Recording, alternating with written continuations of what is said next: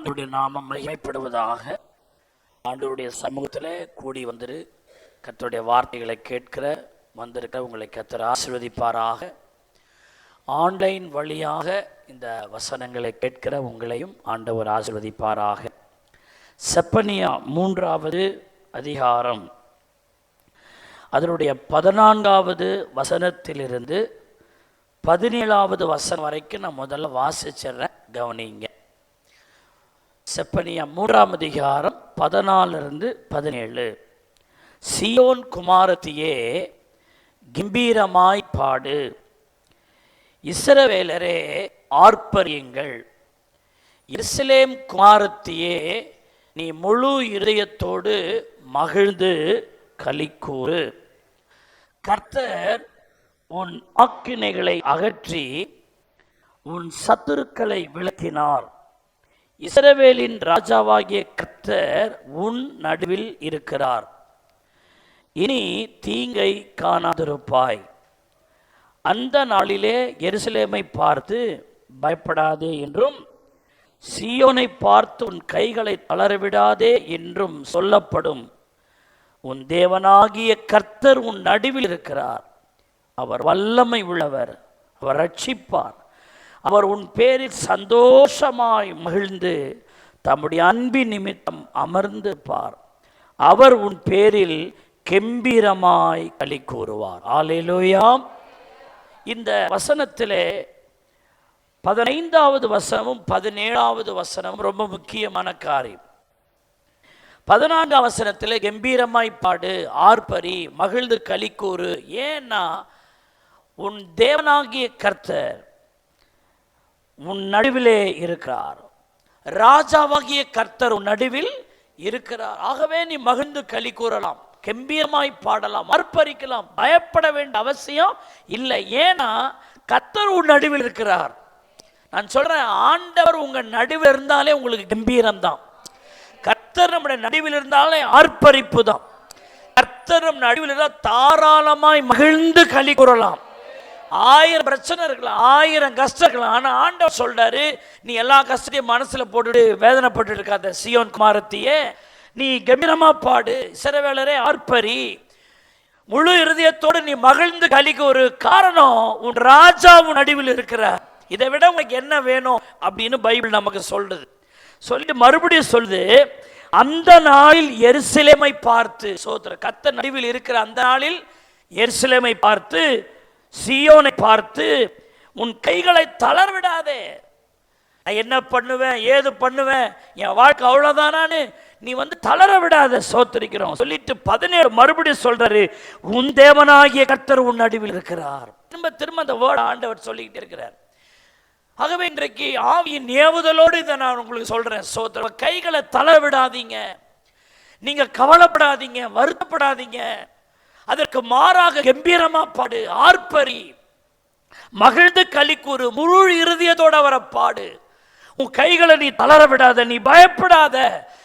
ஆண்டவர் சீயோனை பார்த்து சொல்றாரு, நீ தளர விடாதேன்னு சொல்லப்படும். காரணம், பைபிள் சொல்லுது, உன் தேவனாகிய கர்த்தர் உன் நடுவில் இருக்கார். அருமையான பன்மை ஆண்டவர் பேசுறார், ஒருமையில பேசுறார், ஒவ்வொருவரையும் தனித்தன்மையோடு பேசுறார். உன் தேவனாகிய கர்த்தர், அவர் யாருடைய தேவனோ அல்ல. இந்த செய்தியை கேட்கிற உன்னுடைய தேவனாகிய கர்த்தர். இத்தனை பேர் அதை உரிமை பாராட்டுறீங்க. உன் தேவனாகிய கர்த்தர், உனக்காக வழக்காடு கர்த்தர், உனக்காக சிலுவையிலே மரித்த கர்த்தர், உனக்காக ரத்த சிந்தின கர்த்தர், உனக்காக எல்லாத்தையும் செய்கிற கர்த்தர். அவர் சொல்றாரு, நான் யாருடைய தேவனோ அல்ல, உன்னுடைய தேவன். இந்த செய்தியை கேட்கிற பிரதர், அவர் உன்னுடைய தேவன். இந்த செய்தியை கேட்கிற சகோதரி, அவர் உன்னுடைய தேவன். இந்த செய்தியை கேட்கிற வாலிபரே, அவர் உன்னுடைய தேவன். உன்னுடைய தேவன் உன்னடியிலே இருக்கிறார்.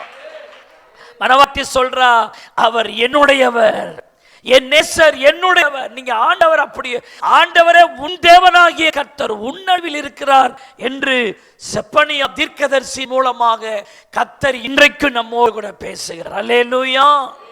நீ அவரை சோத்திரிக்கிறோம் பொதுவா கொண்டு வந்துடாதீங்க. உங்கள் தேவன் என்று சொல்லல, உன் தேவனாகிய கர்த்தர் உன் நடுவில் இருக்கிறார். அதே போல 15ஆம் வசனத்திலே சொல்றாரு, கர்த்தர் உன் நடுவில் இருக்கிறார் அப்படின்னு சொல்றாரு. சோத்திரிக்கும். அருமையான தேவனுடைய பிள்ளைகளே, இந்த ஆராதனை முடிச்சுட்டு போகும்பொழுது இதையே பல ஆயிரம் வரை சொல்லுங்க. கர்த்தர் என் நடுவில் இருக்கிறார், என் குடும்பத்தின் நடுவில் இருக்கிறார், என் பிள்ளைகளின் நடுவிலே இருக்கிறார், என் வாழ்க்கையின் நடுவிலே இருக்கிறார். ஆகவே என் கையை நான் தளர விட போகிறதில்லை, நான் சோர்ந்து போகிறதில்லை, நான் கவலைப்பட போகிறதில்லை, நான் வேதனைப்பட போகிறதில்லை. கர்த்தர் என் சத்துருக்களை விளக்குகிறார், என் ஆக்கினைகளை அகற்றுகிறார். இனி நான் தீங்கை காண மாட்டேன். காரணம் என் தேவனாகிய கர்த்தர் என் நடுவில் எனக்காக இருக்கிறார். உங்க ஆண்டவர் உங்க நடுவில் இருக்கிறார் என்கிற இதை விட ஒரு பெரிய பிரமாதம் என்னங்க தர முடியும்? இன்றைக்கு உன் தேவை அதுதானே. அருமையான தேவனுடைய பிள்ளையை, உங்களுடைய பிரச்சனைகளை ஒவ்வொருத்தரும் 1000 பிரச்சனை நீங்க சொல்லலாம். ஆனா உங்க எல்லா பிரச்சனைக்கும் ஒரே ரெமெடி இதுதான். உன் தேவனாகிய கர்த்தர் உன் நடுவில் இருக்கிறபடியால் உன் பிரச்சனைகளை அவர் பொறுப்பெடுத்துக் கொள்வார், அவர் பார்த்து கொள்வார். நீ வேதனைப்பட போகிறதில்லை, வருத்தப்பட போகிறதில்லை. திரும்ப திரும்ப அதை சொல்லுங்க. இந்த கர்த்தருடைய வேத வகுப்புல வந்திருக்கிற உங்களுக்கு கர்த்தர் சொல்ற நற்செய்தி இதுதான். உன் தேவனாகிய கர்த்தர் உன் நடுவில் இருக்கிறார். திரும்ப திரும்ப இந்த நடுவில் இருக்கிறார் என்ற வார்த்தை, தேவனுடைய பிள்ளைகளே, அவர் உங்கள் பக்கத்தில் இருக்கிறேன்னு ஒரு சில இடத்துல சொல்றார், ஒரு சில இடத்துல நான் சமீபமா இருக்கிறேன்னு சொல்றார், ஒரு சில இடத்துல அருகில் இருக்கிறேன்னு சொல்றார், ஒரு சில இடத்துல நான் கூட இருக்கிறேன்னு சொல்றார். ஆனால் நான் சொல்லுகிறேன், இந்த எல்லா வார்த்தைகளை விட நான் உன் நடுவில் இருக்கிறேன் என்கிற வார்த்தை ரொம்ப உச்சிதமான வார்த்தை. ஹல்லேலூயா! அவர் நம் நடுவில் இருக்கிறார். நம்முடைய நடுவில் இருக்கிறவர் எப்படிப்பட்டவர்? அவர் வல்லமை உள்ளவர் என்றும், அவர் ரட்சிக்கவர் என்றும், சந்தோஷமாய் என் பேரில் மகிழுகிறவர் என்றும், அவர் எனக்காய் அமர்ந்திருக்கிறவர் என்றும் அவர் சோத்தரிக்கிறார். அவர் என்னை கம்பீரிக்க பண்ணுகிறார். ஹல்லேலூயா! பிசாசோ ஒருவேளை அவன் உன் நடுவில் நின்று உன் குடும்பத்தை கலைக்கணும், உன் வாழ்க்கையை கலைக்கணும்னு சோத்தரிக்க அவன் திட்டம் போடலாம். அவனை தூக்கி தூர தள்ளுங்க. சோத்திரிக்கிறோம். கர்த்தர் உன் நடுவில் வரும்போது பிசாசுக்கு அங்க வேலை கிடையாது. மனுஷன் உன் நடுவில் இருந்தா ஒரு பிரயோஜனமும் கிடையாது. ஆனா கர்த்தர் உன் நடுவில் இருப்பாரேயானால் அது உனக்கு ஆசீர்வாதம். நீங்க தான் விசுவாசி தாமாண்டவரே, நீங்க என் நடுவில் இருக்கிறீங்க. இப்ப பைபிள் சொல்லுது, உன் தேவனாகிய கர்த்தர் உன் நடுவில் இருக்கிறார்னு. ஒண்ணு உண்மையாலுமே நடுவில் இருக்கிறாரு அப்படின்னு நீங்க அந்த வேர்டுக்கு சந்தேகப்படக்கூடாது. ஆமே, நான் விசுவாசிக்கிறேன், கர்த்தர் என் நடுவில் இருக்கிறார். ஹல்லேலூயா! பைபிள் தீர்க்கமா உங்களை பார்த்து சொல்லுது, உன் தேவனாகிய கர்த்தர் உன் நடுவில் இருக்கிறார். சபை அதுக்கு சொல்லணும், ஆமே, நான் நம்புறேன் ஆண்டவரே, நீங்க என் நடுவில் இருக்கிறதற்காக உமக்கு ஸ்தோத்திரம். நான் உன் நடுவில் இருப்பேன் என்று சொல்லல, நான் உன் நடுவில் இருக்கலாம் என்று இருக்கிறேன் என்று சொல்லல, நான் உன் நடுவில் இருக்கிறேன் என்று அவர் நிகழ்காலத்தோடு நம்மோடு பேசுகிறார். நான் பிரசங்கம் பண்ணி கொண்டிருக்கிற இந்த நேரத்தில் கர்த்தர் உங்கள் நடுவில் இருக்கிறார் என்று விசுவாசிக்கிற கர்த்தருடைய பிள்ளைகள் கைகளை தட்டி ஆண்டவரை ஸ்தோத்திரம் பண்ணுங்கள். ஆண்டவர் நம் நடுவில் இருக்கிறார். வசனம் சொல்லுங்க, சில முகவரையா சில வசனங்களை சொல்றேன் பாருங்க. சங்கீதம் 74வது சங்கீதத்தில் 12வது வசனம் இப்படி சொல்லுது, பூமியின் நடுவில் ரட்சிப்புகளை செய்து வருகிற தேவன் அப்படின்னு போட்டிருக்கு. அப்ப தேவன் என்ன பண்றாரு? பூமியின் நடுவில் ரட்சிப்புகளை செய்து வர்ற. அவர் சும்மா நடுவில் இல்லைங்க, அவர் ரட்சிப்புகளை செய்து வருகிற தேவன். இன்றைக்கும் வாழ்க்கையில நிறைய ரட்சிப்பு அவர் தான் செஞ்சுக்கிட்டு வர்றாரு. அவர் நடுவில் வந்துட்டாலே அவர் ரட்சிப்பை செய்கிறார். அதாங்க விஷயம். பூமியின் நடுவிலே, அவர் பூமியின் நடுவிலேயே ரட்சிப்பை செய்கிறார்னா உன் குடும்பத்தின் நடுவில் அதை செய்ய மாட்டாரா? கொஞ்சம் பாருங்க. யாத்திராகமம் 14வது அதிகாரத்தில் நீங்கள் 27வது வசனத்திலிருந்து நீங்கள் தொடர்ந்து நீங்கள் வாசிப்பீர்களானால், அருமையான தேவனுடைய பிள்ளைகளே, அவர் சமுத்திரத்தின் நடுவிலே அவர் இருந்தான்னு போட்டிருக்கு. அந்த 27ஆம் வசனத்தினுடைய கடைசி வரியை பாருங்க. கர்த்தர் அவர்களை கடலின் நடுவிலே கவிழ்த்து போட்டார். அப்படின்னா அவர் கடலின் நடுவிலே கவிழ்த்து போட்டார்னா அவர் நடுவாக வந்திருக்கிறார் தான் அர்த்தம். சோத்துக்கிறோம். இஸ்ரவேலன் போறான்டா, பின்னாடியே துரத்திட்டு போயிட்டு அவனை உடலாம் ஆக்குவோம்னு பார்வோனும் அவனுடைய 600 பிரதான ரதத்தோடும் அந்த கடலின் வழியாக போகும்போது ஆரம்பத்தை ஆண்டவர் சைலண்டா இருந்தார். கடலின் நடுவாக வர்ற வரைக்கும் வெயிட் பண்ணார். கடலின் நடுவாக அவர் நின்று கொண்டு வருகிற அந்த ரதத்தை கவனித்துக் கொண்டே இருந்திருக்கிறார். நடுவுல வந்துச்சு பாருங்க, அவைகளை அந்த உருளைகளை கலண்டு போக செய்தார். அந்த ரதங்கள் கவிழ்த்து போட்டார். யாருக்காக? இஸ்ரவேலருக்காக கர்த்தர் செய்தார். சமுத்திரத்தின் நடுவாக நின்று காரியத்தை செய்கிறார். அருமையான தேவனுடைய பிள்ளையே, எந்த மனித சமுத்திரத்தின் நடுவில் அப்படி நிற்க முடியும்? சர்வ வல்லவரை தவிர யார்? சமுத்திரத்தின் கடலின் மேலும் நடக்க அவரால் முடியும். அவரால் நடு கடலிலே நின்று காரியத்தை செய்ய முடியும். ஹல்லேலூயா. படகு பாருங்க, அன்றைக்கு நடு கடலிலே அலைப்பட்ட போது 4ஆம் ஜாமத்திலே அவர் அந்த கடலின் நடுவாக அவர் நடந்து வந்தார் என்று பார்க்கிறோம். உனக்காக எதையும் அவர் செய்வார். சமுத்திரத்தின் நடுவாக.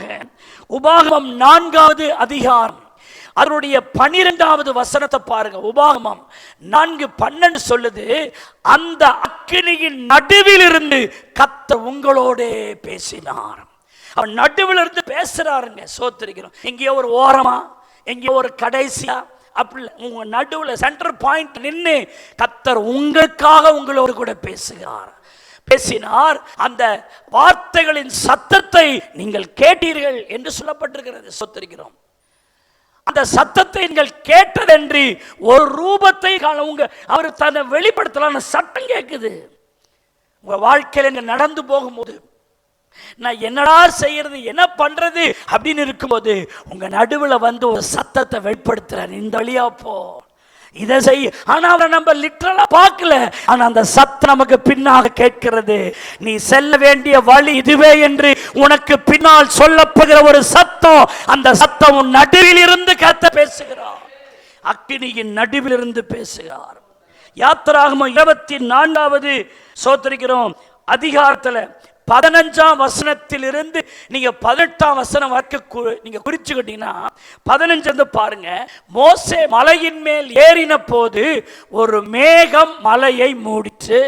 அடுத்த வசனம் சொல்லுகிறது, சோத்திரிக்கிறோம், பிரைஸ் தி லார்ட். எவ்வளவு தூரம் என்னை இழுக்கிறவர் படிச்சுட்டு இருக்கும் போதே அடுத்த வசனத்தை போடணும். சோத்திரம், அல்லேலூயா.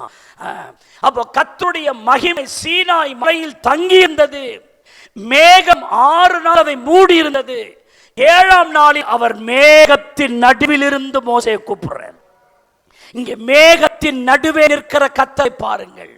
மேகத்தின் நடுவில் இருந்து மோசேயை கூப்பிட்டு மலையின் கொடுமுடியிலே கர்த்தருடைய மகிமை சோதரிக்கிறோம் ஆட்சி இஸ்ரவேல் புத்திரர் கண்களுக்கு பட்சிக்கிற அக்கினியை போல இருந்தது. 18ஆம் வசனம் இப்படி சொல்லுகிறது, மோசே மேகத்தின் நடுவிலே பிரவேசித்து. கர்த்தர் மேகத்தின் நடுவில் இருக்கிறார். அந்த மேகத்தின் நடுவில் மோசேயும் பிரவேசிக்கிறார். கைதட்டி ஆமென் சொல்லுங்க. ஹல்லேலூயா. அவர் பூமியின் நடுவிலே, அக்கினியின் நடுவிலே, சமுத்திரத்தின் நடுவிலே, மேகத்தின் நடுவிலே அவர் காணப்படுகிற கர்த்தர். ஹல்லேலூயா. அருமையான தேவனுடைய பிள்ளைகளே, யாத்திராகமம் 3வது அதிகாரம் அதனுடைய 2வது வசனத்தை வாசிச்சு பாத்தீங்கன்னா மோசேயினுடைய சம்பவத்தை பாருங்க. அங்கே கர்த்தருடைய தூதனானவர் ஒரு முட்செடியின் நடுவில் இருந்து உண்டான அக்கினி ஜுவாலையில் நின்று அப்படின்னு இருக்கு. எவ்வளவு தும்பீரம் பாருங்க. எரிகிற அந்த முட்செடிகளின் நடுவாக இருந்து அதில் நின்று கர்த்தர் மோசேவுக்கு தரிசனமாகிறார். மோசேயினுடைய வாழ்க்கையில் ஒரு குழப்பம். என்னடா இது, 40 வருஷம் இங்கே இந்த மீதியான் தேசத்திலே ஆடு மேய்ச்சிட்டு இருக்கிறோம். இப்படியே ஆடு மேய்ச்ச நான் ஒழிஞ்சு போறேனா, என் காரியம் இவ்வளவுதானா அப்படின்னு பலவிதமான குழப்பங்கள் அவன் இருந்தானோ தெரியல. அவனால் அப்படியே வழக்கப்படியே ஆடு மேய்ச்சிட்டு இருக்கும் பொழுது கர்த்தர் அங்கே ஒரு முச்செடி இருக்கிறது. அவன் ஆடு மேய்த்து கொண்டிருக்கிறாங்க, நடந்து கொண்டிருக்கிற இடத்துல ஒரு முச்செடி, அவன் அடிக்கடி பார்க்கிற முச்செடி. ஆனால் இப்பொழுதோ அது எரிகிறது. ஆனால் அந்த செடி வெந்து போகவில்லை. அது என்ன அற்புத காட்சி என்று பார்க்க போனா அங்கிருந்து கர்த்தர் நின்று பேசினார். அங்கதான் மோசேனுடைய வாழ்க்கையை டர்ன் அப் ஆகுது. சோத்திரிக்கிறோம். ஆடு மேய்க்கிறவன் சோத்திரிக்கிறான், எகிப்துக்கு அவன் திரும்ப அனுப்பி சோத்திரிக்கிறான். அவன் வச்சிருந்த ஆடு மேய்க்கிற கோலா தேவனுடைய கோலாக மாற்றி அந்த கோலை கொண்டு சோத்திரிக்கிறோம் 40 வருஷம் ஜனங்களை நடத்தும்படியாக அந்த இடத்துல இருந்து தான் கர்த்தர் அவனை வேறு விரிக்கிறத பார்க்கிறோம். சில நேரம் நம்முடைய வாழ்க்கையில் என்ன செய்யறதுன்னு அடுத்த கட்டம் புரியாத நேரத்தில் அவர் உனக்காக முச்செடியின் நடுவில் நின்று உனக்காக பேசுகிற ஒரு ஆண்டவர். ஆமென்னு சொல்லுங்க. யோவான் 19வது அதிகாரம் அதனுடைய 18வது வசனத்தை பாருங்க. யோவான் 19:18. அங்கே அவரை சிலுவையில் அறைந்தார்கள். அவரோடு கூட வேறு 2 பேரை 2 பக்கங்களிலும் இயேசுவை நடுவிலுமாய் சிலுவை அறைந்தார்கள். நடு சிலுவையில் தொங்குகிற ஒரு இயேசு. இந்த பக்கத்தில் ஒரு கல்லன், அந்த பக்கத்தில் ஒரு கல்லன். ஆனால் நடுவிலே இயேசு உனக்காக தொங்குகிறார். உன் வாழ்க்கையை ஆசீர்வாதமாய் மாற்றுவதற்காக, உன் வாழ்க்கையிலே நடுவிலே அவர் கடந்து வருவதற்காக, நடு சிலுவையில உன் பாவத்துக்காக, உன் அக்கிரமங்களுக்காக, உன் சாபங்களுக்காக, உன் அநியாயங்களுக்காக, நம்மேல் வர வேண்டிய ஆக்கினைகளை நம்மை விட்டு எடுத்து போடுவதற்காக, நமக்கு ஒரு நிம்மதியான வாழ்க்கையை தருவதற்காக, நமக்காக நடு சிலுவையிலே தொங்கின சர்வ வல்லமை உள்ள ஆண்டவர். ஹல்லேலூயா. அதனாலதான் நம்முடைய வாழ்க்கை இன்னைக்கு இப்படி இருக்குது. சோதரிகள் அவர் மட்டும் நடுவில் வராம இருந்திருப்பாரன்னா நம்ம எந்த ஓரத்தை எந்த மூலையில இப்படி கடந்திருப்போமே தெரிஞ்சிருக்காரு. 4 பேருக்கு தெரிய இன்னைக்கு தெரியும் அப்படின்னா அவர் என் வாழ்க்கை நடுவாக வந்தார் பாருங்க. அதான் நீதிமானுக்கு ஒரு துன்பம் அநேகமா இருக்கும், ஆனால் அவைகள் எல்லாம் பெற்று அவர் நின்று நம்மளை காப்பாத்துறார். ஹல்லேலூயா. மத்தேயு 18வது அதிகாரம். இது ரொம்ப அருமையான வசனம். நம்ம அடிக்கடி அந்த வசனங்களை பாடுவோம். மத்தேயு 18:19 வசனம் 20 வசனத்தை பாருங்க. ரொம்ப அருமையா இருக்கும். அல்லாமலும் உங்களில் 2 பேர் தாங்கள் வேண்டிக் கொள்ள போகிற எந்த காரியத்தை குறித்தாகிலும் பூமியில ஒருமனப்பட்டிருந்தால், பாருங்க சொல்றேன், நீங்க 2 பேர் ஒரு காரியத்தை வேண்டிக் கொள்ள போறீங்க. ஆனா வேண்டிக் கொள்கிற காரியத்தை குறித்து நீங்கள் ஒருமனப்படணும். 2 பேர் எனக்கு நீங்க 5 பேர் அல்லது 100 பேர் தான் இருக்கணும். 2 பேர் இருந்தால் அது ஒருமனப்படணும். எந்த காரியத்துக்காக ஜெபிக்க போறோமோ அந்த காரியத்துக்காக நீ ஒருமனப்பட்டால் பரலோகத்தில் இருக்கிற என் பிதாவினால் அது அவர்களுக்கு உண்டாகும். டு மேக், டு கிரியேட் என்று சொல்லுகிறார். அது என்னவா இருக்கலாம், அது whatever, அது என்னவா இருக்கலாம் உன் தேவைகள். ஆனா அது ஒருமனப்படணும். ஒருமனப்பட்டு நீ கேட்டால், பூமியில் ஒருமனப்பட்டு கேட்டால் பரலோகத்தில் இருக்கிற என் பிதாவினால் அது அவர்களுக்கு உண்டாகும். ஒருவேளை இன்றைக்கு அநேக தேவை இருக்கலாம் சிஸ்டர், பிரதர். ஆனால் அந்த காரியங்களை யார் ஜெபிக்க போறார்களோ அவர்கள் அந்த காரியத்தை குறித்து பூமியில ஒருமனப்படும் போது அது பரலோகம் வரைக்கும் அந்த ஜெபம் போகிறது மட்டுமல்ல, அது பிதாவினால் உண்டாகிறது என்று உங்களுக்கு சொல்லுகிறேன் அப்படின்றார். சொல்றார். சொல்லிட்டு அதனுடைய விளக்கத்தை சொல்றார். ஏனெனில், இங்கதான் மேட்டர் இருக்கு. ஏனெனில் நீங்க 2 பேரு ஒருமனப்படும் போது, நீங்க ஜெபிக்கும் போது, எந்த காரியத்தை குறித்தாக ஜெபிக்கும் போது பரலோகத்தில் இருக்கிற பிதாவினால் அது எதனால உண்டாகு தெரியுமா? ஏனெனில் 2 பேராவது 3 பேராவது என் நாமத்தினால் எங்கே கூறுகிறோ அங்க அவர்கள் நடுவில் அவர் வந்துடுறாரு. அதனால தான் ஆசீர்வாதம். நல்ல கையை தட்டி நடுவிலே 2 பேரோ 3 பேரோ எந்த காரியத்தை குறித்தாலும் நீங்கள் ஜெபிக்க முழங்கால் படியின் பொழுது அந்த ஜெபத்திற்கு எதனால் பதில் வருகிறது என்றால் சர்வ வல்லமை உள்ள கர்த்தர் அந்த நடுவிலே வருகிறார். அதான் கேட்கிற ஆசீர்வாதம். நம்ம 2 பேரும் ஜெபம் பண்ணீங்கன்னா அவர் வரலன்னா ஜெபம் வேஸ்ட். சேரங்களில் 2 பேரும் ஜெபம் பண்றோம், ஆனா அந்த ஜெபம் பல பாதிப்பை நமக்கு உண்டாகுது, ஆசீர்வாதம் உண்டாகுது. இப்பதான் ஜெபம் பண்ண கர்த்தர் செஞ்சாருன்னு சொல்றோம். காரணம்னா அவர் 2 பேர். அதுல என்னன்னா அவர் ஒரு மனதான் அங்க எதிர்பார்க்கிறார். ஒன்னசா நீ இருப்பாயனால் நான் வந்துடுறேன் அப்படின்ற. ஒரு சபையில இந்த ஒரு மனம் இருக்கணும், குடும்பத்தில் ஒரு மனம் இருக்கணும். நீ சொல்றத நான் கேட்க மாட்டேன், நான் சொல்றத நீ கேட்க மாட்டேன்னு சொல்லிக்கிட்டு இருந்தா வர வேண்டியவர் அங்க என்ன செய்ய மாட்டாரு, வரமாட்டார். பிச்சுக்கின்னு கடக்க வேண்டிதான். கர்த்தர் வந்தா தானே அவர் நடுவுல வரணும்ல. அவர் நடுவுல வரணும்னா நான் அதற்கு ஒருமனப்படணும். பைபிள் சொல்லுது, அவர்கள் எல்லாரும் ஒருமனப்பட்டு ஓர் இடத்தில் கூடினார்கள். அப்பொழுது பலத்த காற்று அடிக்கிற முழக்கம் போல சடுதியாய் ஒரு முழக்கம் உண்டாகி அவர்கள் அந்த வீடு முழுவதையும் நிரப்பிற்று. அல்லாமலும் பரிசுத்த ஆவியானவர் அக்கினிமயமான நாவுகள் போல பிரிந்திருக்கிற நாவுகள் அவர்கள் ஒவ்வொரு மேலும் காணப்பட்டு அவர்கள் வெவ்வேறு பாஷைகளிலே பேச தொடங்கினார்கள்.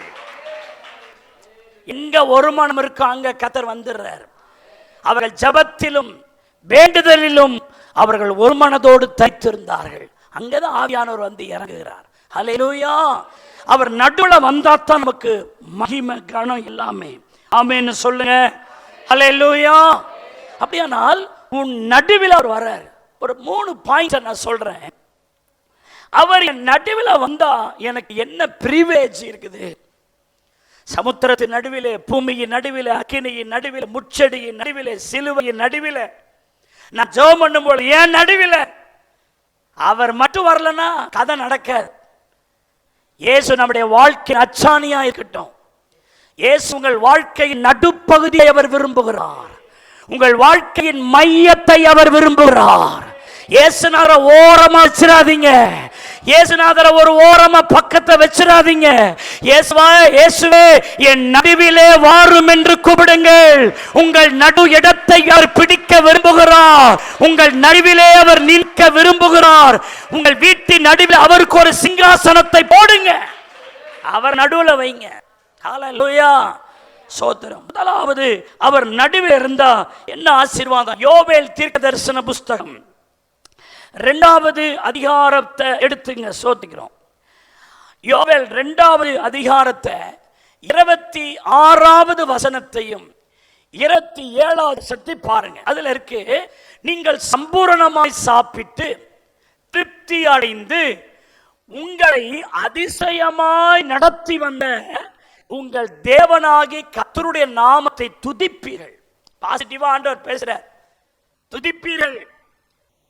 நீங்க சம்பூர்ணமா சாப்பிடுவீங்க, நீங்க திருப்தி அடைவீங்க, நீங்க சொல்லுவீங்க என் அதிசயமாய் நடத்தி வந்தார் என்று கர்த்தருடைய நாமத்தினை செய்வீங்க. நீங்க துதிப்பீங்க. என் வாழ்க்கை இப்படி ஆயிடுமா அப்படி ஆயிடுமா? இல்ல, அப்படி ஆகாது. உங்க வாழ்க்கையை கர்த்தர் சம்பூர்ணப்படுத்துவார், திருப்திப்படுத்துவார். கர்த்தர் என் குடும்பத்தை, என் வாழ்க்கையை அதிசயமா நடத்தி வந்தார்னு நீங்க துதிப்பீங்க சொல்லிட்டு சொல்றாரு, என் ஜனம் ஒருபோதும் வெட்கப்படாது என்றார். என் ஜனம் ஒருபோதும் வெட்கப்பட்டு, என் ஜனம் வெட்கப்படாதுன்னு சொன்னா கூட இந்த வேர்டு வந்து அவ்வளவு ஒரு வெயிட்டேஜ் இல்லை. அந்த வசனம் எங்க வெயிட்டேஜ் வருதுன்னா, என் ஜனம் ஒருபோதும் வெட்கப்படாது. வாய்ப்பே இல்லை. நம்ம முடியல சொன்னா டான்ஸே இல்லை. தேவ ஜனம் வெட்கப்படுவதற்கு வாய்ப்பே இல்லை. ஏன் வாய்ப்பு இல்லைன்னா அடுத்த வசனம் சொல்லுது 27, நான் இஸ்ரவேலின் நடுவில் இருக்கிறவர் என்றும் நானே உங்கள் தேவனாகிய கர்த்தர், வேறொருவர் இல்லை என்றும் அறிந்து கொள்வீர்கள். என் ஜனம் ஒருபோதும் வெட்கப்படாதுன்னு சொல்றேன். நான் என்னுடைய வாழ்க்கை எதனால அந்த சம்பூர்ணம் வரப்போகுது, எதனால நான் திருப்தி அடைய போறேன், எதனால நான் அதிசயமா கர்த்தர் நடத்த போறாருன்னா அவர் என் நடுவில் வராரு. கர்த்தர் சொல்றார், நான் இஸ்ரவேலின் நடுவில் இருக்கிறவர் என்று, நானே உங்கள் தேவனாகி கர்த்தர், வேறொரு என்று. நீங்க மட்டுமல்ல, உங்களை பார்க்கிற எல்லாம் அறிஞ்சுவான். என் ஜனம் ஒருபோது என்ன செய்யாது, வெட்கப்படாது. அப்படியானால் முதல் குறிப்பு, கர்த்தர் என் நடுவில் இருந்தா எனக்கு வெட்கம் இல்லை. என் வாழ்க்கை வெட்கம் வராது. நான் அசிங்கப்பட மாட்டேன், மானம் போகாது. கர்த்தர் நம்முடைய முகத்தை நிமித்துவார். தலகுனிந்து இருக்கும் வாழ்க்கையாக அது இருக்காது. தலை கவிழ்ந்து நிற்கிற ஒரு வாழ்க்கையா என் வாழ்க்கை இருக்காது. காரணம் என் திறமை அறிவினால் அல்ல, அவர் நடுவில் இருப்பதினால். அவர் நடுவில் இருந்தா என் வாழ்க்கையில நான் வெட்கப்பட வேண்டிய அவசியம் இல்லை. அது முக்கிய காரணம், அவர் நடுவில் இருக்கிறார். அவர் சொல்றாரு, நான் உன் நடுவில் இருக்கிறவர், நானே உன் தேவனாகிய கர்த்தர், வேறொருவர் இல்லை என்று நீங்கள் அறிந்து கொள்வீர்கள். கர்த்தர் நடுவில் இருந்தா எனக்கு வெட்கம் இல்லை, மாறாக என்னை கனப்படுத்துவார். He honor, என்னை ஹானர் பண்றாரு, உன்னை கனப்படுத்துவார். ஆண்டவர் சொல்ற, என்ன கனம் பண்றவங்களை நான் கனம் பண்ணுவேன். அல்லேலூயா. நான் உன்னை மகிமைப்படுத்துவேன். நான் உன்னை கனி கொடுக்கிற கொடியாக மாற்றுவேன். நம்மளை கர்த்தர் எங்கேயுமே விட்டு கொடுக்கலங்க, நம்மளை கனப்படுத்துறாருங்க. நம்மளை வெட்கப்படுத்தாம நம்மளை கனப்படுத்துகிற ஒரு ஆண்டவர். நிறைய பேரால நம்ம அசிங்கப்படுத்தப்படுகிறோம், அவமானப்படுத்த மனுஷன் இருக்கிற பாருங்க, அவன்கிட்ட மாட்டிட்டா நம்ம பேரே இல்லாம ஆகிடுவோம். அவனை கெடுக்கணும், அவன் பேரை 4 பேர் இடத்துல சொல்லி அவனை கெட்ட பேர் ஆக வைக்கணும், அவன் எதுலையுமே உட்படாமல் ஆக்கணும்னு சொல்லி இல்லாதது பொல்லாதெல்லாம் சொல்லி நம்ம கதையை முடிக்க பார்க்குறான். ஆனால் கர்த்தர் சொல்றார், என் ஜனம் ஒருபோதும் கையை தட்டி வெக்கப்பட விடமாட்டேன், நான் அவர்கள் நடுவில் இருக்கிறவர் என்பதை. அல்லேலூயா. நான் ஒரு வார்த்தை சொல்லட்டுங்களா உங்களுக்கு? தானியேல்ல சோதரிக்கிறோம் 3வது அதிகாரம், தானியேல் 3 அதிகாரத்தை எடுத்துங்க. சோதரம் தானியேல் 3வது அதிகாரத்தில் 6வது வசனம் என்ன சொல்லு பாருங்க. தானியேல் 3:6 எவனாகிலும், இந்த வார்த்தை மரியாதைக்குரிய வார்த்தையா மரியாதை குறைவான வார்த்தை? நீங்க சொல்லுங்க, சத்தமா சொல்லுங்க. எவனாகிலும் என்று மரியாதைக்குரியதா, கனப்படுத்தி பேசக்கூடியதா? மரியாதை குறைவா பேசுறதே. நீ எவனா இருந்தாலும் என்ன ஒன்றும் பண்ண முடியாதுன்னா அவனை மரியாதை கொடுக்கல. அப்ப நேபுகாத்நேச்சார் மதிப்பே கொடுக்கல. எவனாகிலும் தாழ விழுந்து அதை பணிந்து கொள்ளாமற் போனால் அவர்கள் அந்நேரமே எரிகிற அக்கினி சூளையில தூக்கி போட்டுருவான்ற மதிப்பு மரியாதையா கொடுக்கல.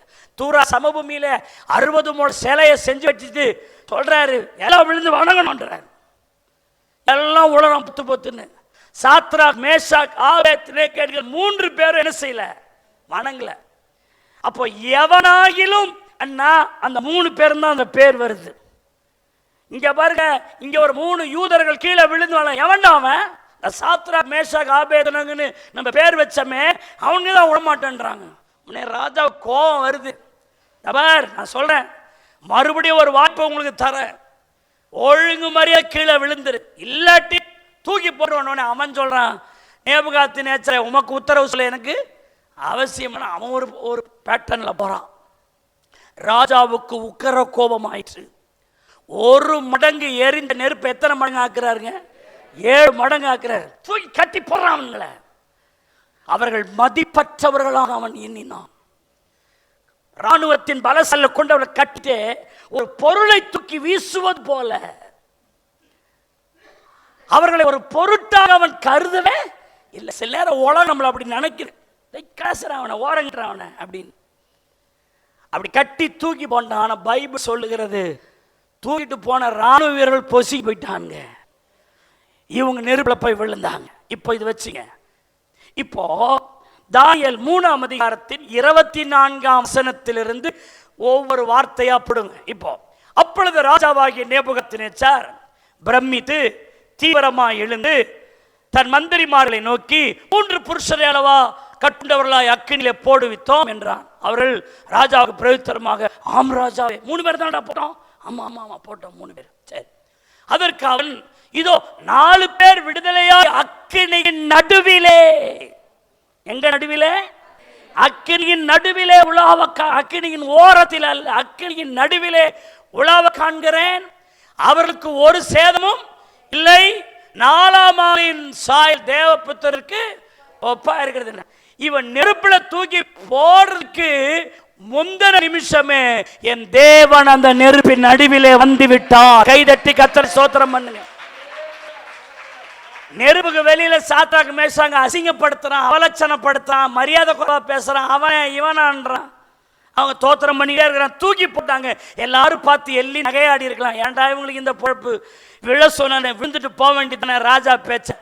இந்த தேசத்துக்கே, இந்த உலகத்துக்கே அவன் தானே ராஜா. நேபுகாத்நேச்சார் கேட்டுட்டு போறதை விட்டுட்டு இன்னமோ இயேசுநாதர், கர்த்தர், பிதா, தெய்வம்னு சொல்லிட்டு இந்த மாதிரி இப்படி பண்றாங்க. புழைக்கு தெரியுதா பத்தியா? கீழே விழுந்துட்டாங்க, அவ்வளோதான், செத்துட்டானுங்க, இவனுக்கு அது முடியல அப்படின்லாம் சொல்லப்பட்டு நான் சோதரிக்கிறோம். பாருங்க, தூக்கி போட்டாங்க நெருப்பு. ஆனா இப்ப நடுவில் அவர் வந்துட்டார்.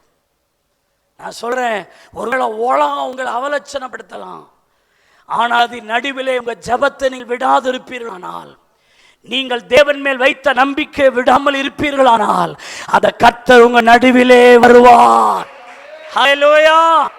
இப்ப பாருங்க, அடுத்தது பாருங்க, 26ஆம் வசனத்தை பாருங்க. அப்பொழுது நேபுகாத்நேச்சார் எரிகிற அக்கினியின் சூளையில் வாசலுக்கு வந்து, இங்க தான் ட்விஸ்டே இருக்குது. அதுக்கு முன்னாடி என்ன சொன்னா, எவனாகிலும்னு சொன்ன அந்த நேபுகாத்நேச்சார இப்ப எப்படி கூப்பிடுற பாருங்க, உன்னதமான தேவனுடைய தாசராகிய சாத்ராக்கே, உன்னதமான தேவனுடைய தாசனாகிய மேஷாக்கே, உன்னதமான தேவனுடைய தாசனாகிய ஆபேத்நேகோவே, நீங்க வெளியே வாங்கன்னு கூப்பிடுறான் மரியாதையா. முதல்ல அவனே இவனேன்னு சொன்னவன நீங்க சொல்றான், உன்னதமான தேவனுடைய தாசன்னு சொல்றான். எங்கடா இந்த மதிப்பு வந்துச்சுன்னா, கர்த்தர் நடுவில் வந்ததினால். நல்ல கையை தட்டி வாயை திறந்து ஆண்டவர் உங்கள் நடுவிலே வருவாரானால் அவர் உங்கள் பேரை பெருமைப்படுத்துவார். என் ஜனம் ஒருபோது வெட்கப்பட்டு போகாது. அல்லேலூயா. இயேசுநாதர் மட்டும் நடுவில் வரலன்னு சொன்னா இவங்களுக்கு இந்த மதிப்பு இல்லை. உன்னதமான அது பாருங்க, அது சாத்ராக் மேஷாக் ஆபேத்நேகோ அப்படின்னு ஒரு ராஜா கூப்பிடலாம், தப்பு கிடையாது. ஆனால் அவன் அப்படி கூப்பிட பயந்தான். அவர்கள் இதுவரைக்கும் சாத்ராக் மேஷாக் ஆபேத்நேகோ என்றால் இது பாபிலோனிய பெயர். அது நேபுகாத்நேச்சார் அவர்களுக்கு அந்த பாபிலோனிய பேரை வச்சான். அவனுக்கு இந்த பேர் நல்லா தெரியும், அப்படிதான் கூப்பிடுவான். ஆனா இன்னைக்கு எப்படிதான் கூப்பிடுறான்? உன்னதமான தேவனுடைய தாசராகிய சாத்ராக் மேஷாக் ஆபேத்நேகோ. காரணம், கர்த்தர் நடுவில் வந்து விட்டா ஜனம் ஒருபோதும் வெட்கப்பட்டு போகாது. மாறாக உங்களுக்கு கன மகிமை. வெட்கத்துக்கு அங்க இடமே இல்லை. நான் சொல்றேன், நான் வெட்கப்படுவேனோ, தலை குனிஞ்சுவானோ, என் வாழ்க்கை அவ்வளவுதானோ அப்படின்னு நீ நினைக்காத. கர்த்தரை உன் நடுவில் கூப்பிடு, அவர் உன் நடுவில் வர விடு. அவர் உன் நடுவில் வந்துட்டார்னு வச்சுங்க, எந்த ஜனத்திற்கு முன்பாக ஒரு விதமாய் பேசப்பட்டீர்களோ அதே ஜனம் காணும்படி உங்கள் தலையை உயர்த்துவதற்கு, உங்களை மேன்மைப்படுத்துவதற்கு கர்த்தர் வல்லவரா இருக்கிறார். அன்னைக்கு தாவீது கூட 3ஆம் சங்கீதத்தில் சொன்னாரு, என் சத்துருக்கள் எவ்வளவாய் பெருகி இருக்கிறார்கள், என்னுடைய ஆத்மாவுக்கு விரோதமாய் பேசுகிறவர்கள் அநேகர், தேவனிடத்தில் இவனுக்கு சோதரிக்கிறோம், ரட்சிப்பு இல்லை என்று என்னை குறித்துலாம் சொல்றாங்க. சொல்லிட்டு தாவீது சொல்ற, ஆனாலும் அவர் என் தலையை உயர்த்துகிறவராக இருக்கிறார். ஹல்லேலூயா. இந்த சத்துருக்கள் எந்த பகைஞர்கள் எல்லாம் அவனை ஒரு மாதிரி பேசினாங்களோ அதுக்கு முன்னாடி கர்த்தர் அவன் தலையை உயர்த்துகிறார். காரணம், அவர் நடுவிலே இருக்கிறார். ஹல்லேலூயா. அருமையான தேவனுடைய பிள்ளைகளே, அவர் என் நடுவில் இருந்தால் என்ன ஆசீர்வாதம். யோவான் 20வது அதிகாரம் 2வது பாயிண்ட். யோவான் 20வது அதிகாரம் 19வது வசனமும் 26வது வசனத்தையும் நம்ம வாசிக்க போறோம். யோவான் 20:19. வாரத்தின் முதலாம் நாளாகிய அன்றைய தினம் சாயங்கால வேளையில் சீஷர்கள் கூடியிருந்த இடத்தில் அப்படின்னு போட்டிருக்கு. அந்த கூடியிருந்த இடத்துல யூதர்களுக்கு அவர்கள் பயந்துட்டு நடுங்கிக் கொண்டு என்ன நடக்குமோ, ஆனாம்பட்ட இயேசுநாதரே இப்படி பண்ணிவிட்டாங்க, அவரோடு கூட இருந்து நம்ம விட்டுற மாட்டாங்க, தேடி கண்டுபிடிச்சு நம்மள்கிட்ட வருவாங்க, நம்மளையும் வெட்டி சாச்சிருவாங்க, நமக்கும் பிரச்சனை வந்துடும், நமக்கும் அவ்வளவுதான் சமாதானம் இல்லாம சோறு தண்ணி கூட வாயில போகாம சோத்திரிக்கிறோம், கவலையோடு கண்ணீரோடு எல்லாரும் பயந்துக்கிட்டு ஹார்ட் பீட் வேகமா ஓடுது. சோத்திரம். மிரண்டவனுக்கு இருண்டதெல்லாம் பேய் பிசாசா தோணும். மிரண்டு போயிருக்கிறவனுக்கு கதவை திறந்தா ஒருவேளை அவன் தானோ அப்படின்னு நம்மளுக்கு பயம் வரும். கதவை தட்டினவனா தரப்பானாங்க, அவன் தான் ரோம அரசாங்கத்திலிருந்து வந்து கதவை தட்டாங்கன்னு நினைப்பான். பயந்துகிட்டு இருக்கிறாங்க, ஆறுதலற்று இருக்கிறாங்க. இப்ப கதவை பூட்டி இருக்கையில் இயேசு வந்து கதவெல்லாம் தட்டிக்கிட்டு வந்தா அவன் பயந்துருவான் சொல்லிட்டு பூட்டின கதவை பூட்டின மாதிரியே இருக்குது. இவர் நடுவுல வந்து நிற்கிறார். கைதட்டி கர்த்தரை ஸ்தோத்திரம் பண்ணுங்க. ஏன்னா அவர் உயிர்த்தெழுந்ததுனால மகிமையும் சரத்தோடு இருந்தார். அதனால கதவு பூட்டி இருந்தாலும் அவர் கல்லறை பூட்டிக்கும் போதே அதை விட்டு வெளியே வந்தாரு. இப்ப பூட்டப்பட்ட கதவுக்குள்ள அவர் உள்ள போறாரு. சோதிக்கிறோம். கல்லறை விட்டு பூட்டின கல்லறையிலிருந்து வெளியே வந்தவர் இப்ப பூட்டிய வீட்டுக்குள்ள நுழையிறாரு. நுழைஞ்சு நடுவுல நின்று சொல்றாரு, உங்களுக்கு சமாதானம். அப்படின்னா 2வது பாயிண்ட், கர்த்தர் என் நடுவில் வந்தா ஆறுதல் படுத்துவார், தேறுதலை உண்டாக்குவார். சோத்திருக்கிறோம்.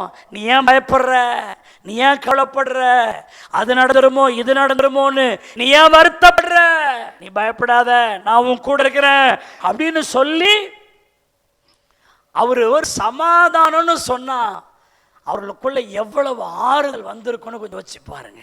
சமாதான காரணர், சமாதானத்தை உண்டாக்குகிறவர், சமாதான பிரபு, சமாதானத்தின் தேவன்.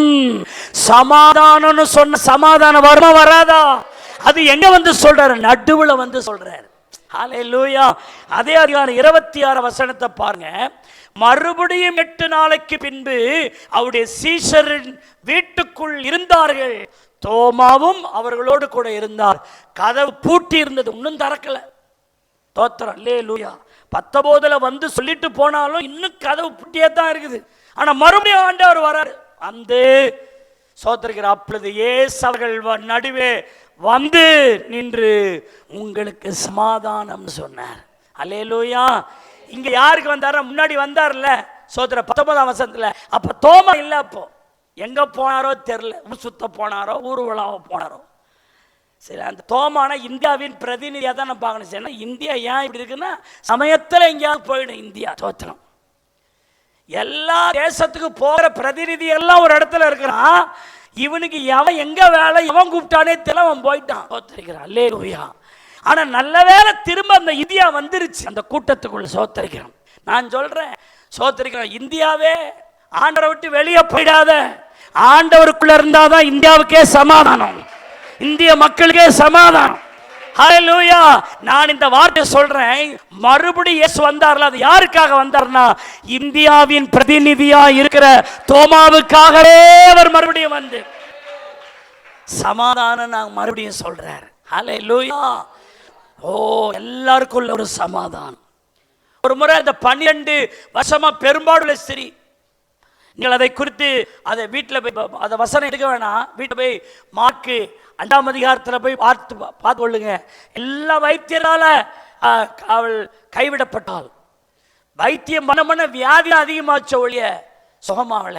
அப்போ இயேசுவ வருகிறார்னு கேள்விப்பட்டு ஜனக்கூட்டத்துக்கு பின்னாக போய், ஜனக்கூட்டத்துக்கு முன்னாகல, எப்படிங்க பின்னாக போய் அவரை போய் தொட்டான். வல்லம் புறப்பட்டுச்சு. ஊரல் நின்று போயிட்டு அவள் ஆரோக்கியம் அடைந்தாள். ஆனா ஆண்டவருக்கு தெரிஞ்சிச்சு, ஆண்டது வல்லமை புறப்பட்டு போயிருக்கு. அப்ப சீசல் அங்க சொல்றாரு, என்னை யாரோ தொட்டாங்கன்றாங்க. அப்ப சீசல், ஆண்டவரை எல்லாருமே நெருக்கி கொண்டிருக்கிறது உமக்கு தெரியலையா? எல்லாருடைய உடம்பு ஒரு பக்கம் தொட்டுன்னு இருக்குது, என்ன தொட்டது யாருன்னு கேட்குறீங்களேன்னு. இல்லை என்ன யாரோ விசேஷமா தொட்டிருக்கேன். நான் சொல்றேன், சபைக்கு வர எல்லாருக்கும் வல்லமை பாஞ்சிடாது. விசுவாசத்தோடைய சமூகத்தில் வரவங்களுக்கு தான் வல்லமை பாயும். நான் சர்ச்சுக்கு போனேன், அந்த அல்லேலூயா சர்ச்சுக்கு தான் போகிறேன், அந்த பெந்தேகோஸ்தே சர்ச்சுக்கு தான் போகிறேன், அந்த சென்னை பெந்தேகோஸ்தே சர்ச்சுக்கு தான் போகிறேன் அப்படின்னா உனக்கு எதுவும் வல்லமெல்லாம் பாஞ்சிடாது. நீ விசுவாசத்தோடு அவருடைய சமூகத்தில் வந்தா தான், விசுவாசத்தோடு நீ ஜெபம் பண்ணாதான், விசுவாசத்தோடு இருந்தா தான். பிரசங்கிக்கும் போது ஆமா பாஸ்டர் பிரசங்கம் பண்றாருன்னா நீ வந்த மச்சான் போன மச்சான்ற கதையா தான் இருக்கும். தோத்திரம். மச்சான் மாற மாட்டார், மச்சான் தான் இருக்கும். தோத்திரம். அல்லேலூயா. ஆகவே உங்க வாழ்க்கையில ஒரு மாற்றம் உண்டாக வேண்டுமானால் விசுவாசம் ரொம்ப தேவை. அல்லேலூயா. நான் தொடுவேன், எனக்கு சுகம் உண்டாக விசுவாசமா வந்து தொட்டான். இப்போ இந்த செய்தி என்னன்னா, ஆண்டவர் நிற்கிறார், இல்லைன்னு யாரோ தொட்டாங்க. அங்க ஒரு வார்த்தை வருது, அவள் பயந்து நடுங்கி முன்னாடி அவர் ஜனக்கூட்டத்துக்கு பின்னாக வந்தா. இப்போ ஜனக்கூட்டத்துக்கு முன்பாக, ஜனக்கூட்டத்தின் நடுவில் இயேசு இருக்கிறார்ல, இப்ப நடுவில் வராவ, நடுவில் வந்து எனக்கு நடந்த உண்மையெல்லாம் சொன்ன பிறகு கத்த சொல்லாரு, சமாதானத்தோடே போ, உன் வேதனை நீங்கி நீ சுகமா இருப்பாய். கைதட்டி ஆமென். பின்னாடி வந்தா சுகம் கிடைச்சது, அவருடைய நடுவில் வந்து நின்னா சமாதானம் கிடைச்சது. கைதட்டி கர்த்தரை ஸ்தோத்திரம் பண்ணுங்க. ஹல்லேலூயா. உங்க வாழ்க்கையில சமாதானம் வரணும்னா நீங்க கர்த்தரின் நடுவாக வந்து நிற்க வேண்டும், அல்லது கர்த்தர் உங்கள் நடுவிலே வந்து நிற்க வேண்டும். அப்பொழுதுதான் உங்க வாழ்க்கையில சமாதானம். ஹல்லேலூயா. அந்த சமாதானத்தை ஆண்டவர் தந்தார். கடைசியா ஒண்ணு நான் சொல்லி முடிக்கிறேன். கர்த்தர் உங்க நடுவில் இருந்தா நீங்க வெட்கப்பட்டு போறதில்லை, உங்களை கனப்படுத்துவார். கர்த்தர் உங்க நடுவில் இருந்தா உங்க பயம், உங்க கவலை, உங்க வேதனை எல்லாம் நீங்கி உங்களை ஆறுதல் படுத்துவார், சமாதானப்படுத்துவார். கர்த்தர் உங்க நடுவில் வந்தா என்ன நடக்குது? ஓசியா தீர்க்கதரிசன புஸ்தகம் 11வது அதிகாரம் அதனுடைய 9வது வசனம். என் உக்கிர கோபத்தின் படியே செய்ய மாட்டேன், எப்பிராயீமை அழிக்கும்படி திரும்ப மாட்டேன். ஏனென்றால் நான் மனுஷன் அல்ல, தேவனாயிருக்கிறேன். நான் உன் நடுவில் உள்ள பரிசுத்தர். ஆகையால் உன் பட்டணத்துக்கு விரோதமாக இரேன் அப்படின்னு சொல்றார்.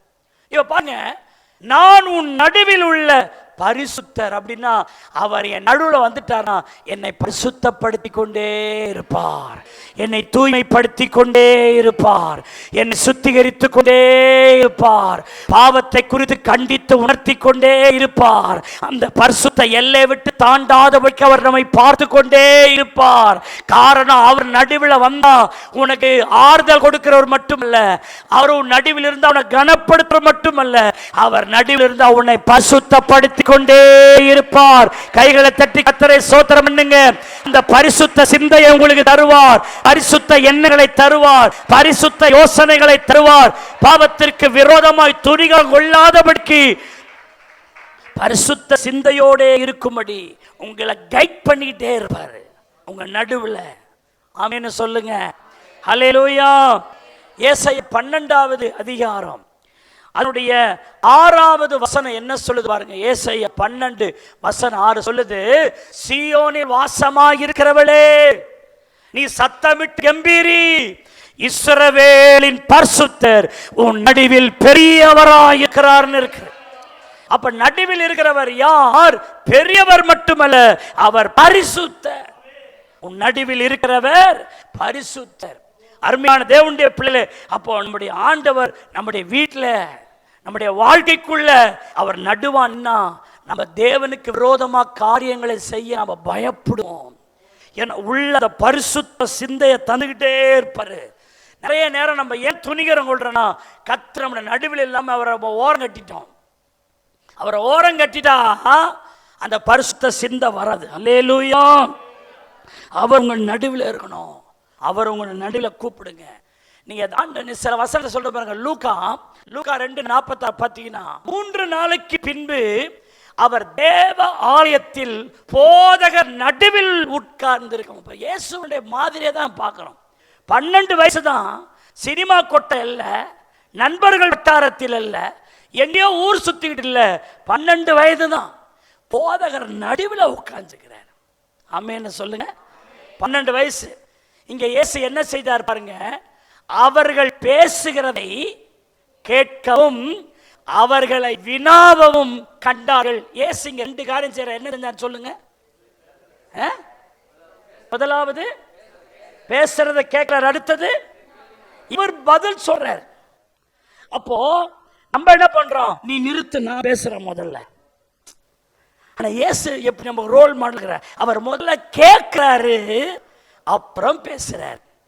கேட்க யோக்கியம் இல்லாதவனுக்கு பேச யோக்கியதை இல்லை. நீ பேசணும்னா முதல்ல கேட்கணும். ஆமென் சொல்லுங்க. அப்ப கர்த்தர் நடுவில் உட்கார்ந்து முதல்ல அவங்க பேசுறத கேட்கிறாரு, ரெண்டாவது அவர்களோடு பேசுகிறார். கைகளை தட்டி கர்த்தரை ஸ்தோத்திரம் பண்ணுங்க. ஹல்லேலூயா. நீங்க மார்க் 14:49 பாருங்க. மார்க் 14:49 வாசி பார்த்தீங்கன்னா, அங்கே ஆண்டவர் குறித்து போட்டு, நான் தினந்தோறும் உங்கள் நடுவிலே தேவாலயத்தில் நான் உபதேசம் பண்ணி கொண்டது. அப்ப இயேசு நமக்கு ரோல் மாடல் பாருங்க. அவர் 12 வயசுல இருக்கும் போதும் போதனையில் உட்கார்ந்துருக்காரு. இப்ப 33 வயது இயேசு தேவாலயத்தின் நடுவிலே உபதேசம் பண்றார். பாருங்க, அவரை ஃபாலோ பண்ற நாமும் அவருடைய சமூகத்தில் நடுவில் நாம நிக்கணும். ஆமென்னு சொல்லுங்க. ஓரத்தில் அல்ல, நடுவில் வந்து நிக்கணும். சோத்திரிக்கிறோம். அருமையான தேவனுடைய பிள்ளைகளே, நீங்கள் சோத்திரிக்கிறோம். ஏசாயா 1:25 பார்த்தீங்கன்னா, என் கையை உன்னிடமாய் நீட்டி உன் களிம்பு நீங்க உன்னை சுத்தமா நான் எனப்படுவேன். அவர் நம்ம பக்கத்தில், அவர் நம்ம நடுவில் வந்தா இதை தான் செய்யறார். என் பக்கமா அவர் கையை நீட்டி எனக்குள்ள இருக்கிற களிம்பு, பாவம், அழுக்கு, அசுஸ் எல்லாம் நீக்கி சுத்தமா படம் விடுறாரு. ஈயத்தை எல்லாம் நீக்கிற. எல்லாம் சொல்லுங்க. களிம்பெல்லாம் நீக்க, ஈயத்தை எல்லாம் நீக்கி சுத்த வெள்ளியாக, சுத்த பொன்னாக என்னை சுத்திகரிக்கிறார். மல்கியா 3:3 வாசிச்சு முடிச்சிடலாமா? மல்கியா 3:3 அவர் எப்படி சுத்திகரிக்கிறார், என்னை எப்படி பரிசுத்தப்படுத்துகிறார். மல்கியா 3:3 இப்படி சொல்லி, அவர் உட்கார்ந்து நல்ல மெனக்கெட்டு, ஆத்திர அவசரமா என்ன சுத்திகரிக்கல, உட்கார்ந்து வெள்ளியை புடமிட்டு சுத்திகரித்து கொண்டிருப்பார். அவர் லேவி புத்திரரை சுத்திகரித்து அவர்கள் கர்த்தருடையவர்களாய் இருக்கும்படிக்கு. எல்லாம் சொல்லுங்க, என்னை ஏன் சுத்திகரிக்கிறார் என்றால் நான் கர்த்தருடையவனா இருக்கும்படிக்கு. என்னை பொன்னை போலவும் வெள்ளியை போலவும் புடமிடுகிறார். எப்போ இந்த சுத்திகரிப்பு நடக்குது தெரியுமா? அவர் என் நடுவில் காணப்படும் பொழுது என்னை அவர் சுத்திகரிக்கிறார். ஹல்லேலூயா. அப்படியான முதலாவது அவர் சுத்திகரித்தால் நம்முடைய வாழ்க்கையை கனப்படுத்துகிறார். நம்ம வெட்கப்பட்டு போக மாட்டோம். அவர் நடுவில் இருந்தா பயம், கலக்கம், வேதனை, கண்ணீர் அதெல்லாம் மாறி ஒரு சமாதானம், ஒரு ஆறுதல். அவர் என் நடுவில் இருந்துட்டார்னா பரிசுத்தம், சுத்தம், சுத்திகரிப்பை ஆண்டவர் தருகிறார். அருமையா தேவனுடைய பிள்ளைகளே, உன் தேவனாகிய கர்த்தர் உன் நடுவில் இருக்கிறார். உன் கையை தளர விடாத, கம்பீரமா பாடு, ஆர்ப்பரி, முழு இதயத்தோடு மகிழ்ந்து களிக்கூறு, உன் கையை தளர விடாத. ஏனென்றால் உன் ராஜா உன் நடுவே இருக்கிறார். உன் தேவனாகிய கர்த்தர் உன் நடுவில் இருக்கிறார். அவர் வல்லமை உள்ளவர். அவர் உன்னை ரட்சிப்பார். அவர் உன் பேரில் கம்பீரமாக களி கூறுவார். போகும்போது சொல்லுங்க, யார் என் கூட இருக்கிறாங்களோ இல்லையோ, யார் என் நடுவில் இருக்கிறார்களோ இல்லையோ, என் ராஜா என் நடுவிலே இருக்கிறார். என் கர்த்தர் என் நடுவில் இருக்கிறார். விசுவாசிக்கிற பிள்ளைகள் எல்லா கைகளை தட்டி, ஆண்டவரே நீங்க என் நடுவில் இருக்கிறதுக்காக உமக்கு ஸ்தோத்திரம், நீங்க நடுவில் இருக்கிறதுக்காக உமக்கு நன்றி, நன்றி ஆண்டவரே, ஸ்தோத்திரம்.